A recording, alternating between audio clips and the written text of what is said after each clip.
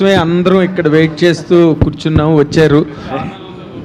We are very happy.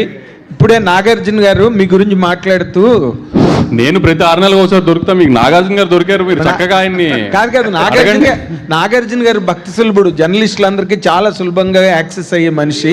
ఎప్పుడు వెళ్ళినా స్టూడియోలో ఉంటే మాట్లాడతారు. ఇక్కడ పాయింట్ ఏంటంటే Q&Aకి పెద్ద హీరో దొరికారు మీకు చాలా రోజులతో. అది it is a great feast for the media, there is no doubt about it. Nagarjuna garu రావడం అన్నది, పైగా just before the release, that's all good thing.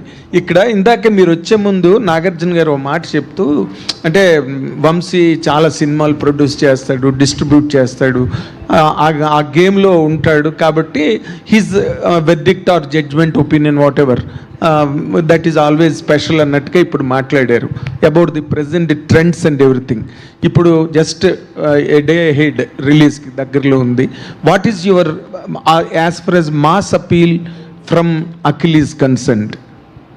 Mass audience hook అవడానికి ఈ సినిమాకి ఎలాగా అన్నది మీకున్న కాన్ఫిడెన్స్ ఏంటి, మీకున్న ఒపీనియన్ ఏంటి సార్ దీని మీద? ముందు అఖిల్ తెల్లగా కనిపించట్లేదు స్క్రీన్ మీద, అదే చాలు మాస్ ఆడియన్స్ ఫస్ట్. ఇప్పుడు దాకా అఖిల్ తెల్లగా కనిపించారు, మాస్క్ పట్టలేదు అన్నారు కదా, అందుకే నల్లగా చేసాం అఖిల్ కష్టపడి, రోజు గంట మేకప్ చేయించి. అదే ఫస్ట్ మాస్ ఆడియన్స్ పెద్ద క్యాచింగ్ పాయింట్. ఫస్ట్ అతను వాళ్ళల్లో ఒకళ్ళ కనబడతాడు అఖిల్ ఈ సినిమాలో ఫస్ట్ టైం. ఓకే, అందుకని ప్రాపర్గా ఫస్ట్ నుంచి ప్రొజెక్ట్ చేస్తుంది అదే, ఇది మాస్ సినిమా అని అందరికీ.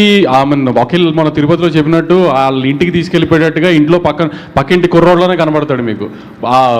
నాగేశ్వరరావు గారు మనవడు, నాగార్జున గారు అబ్బాయిలాగా పెద్ద డబ్బులు ఉన్నోళ్ళ కనబడ్డా మీకు. ఇంటికి తీసుకెళ్లాలనుకున్నట్టు లో మెయింటెనెన్స్ కుర్రోడ్లోనే కనబడతాడు.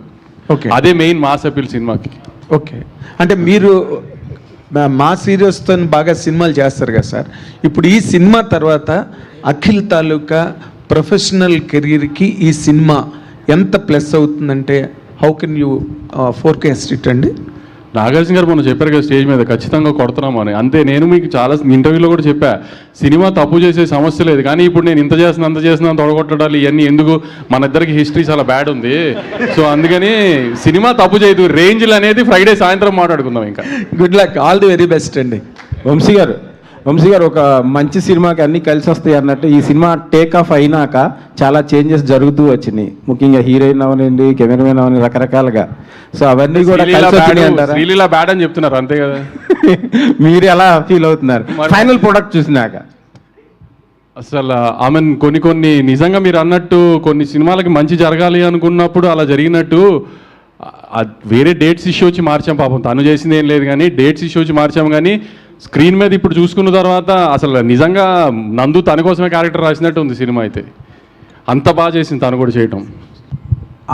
నాగవంశీ గారు, అఖిల్ గారి ఫ్యాన్స్కి కాలర్ అయితే క్వశ్చన్ అవుతుందా, ఇది సినిమా అవుతుందా? కాలర్లు వద్దులే, కానీ ప్రౌడ్గా ఫీల్ అయ్యే సినిమా అవుతుంది, కాలర్లు జోరు వద్దు మనకి.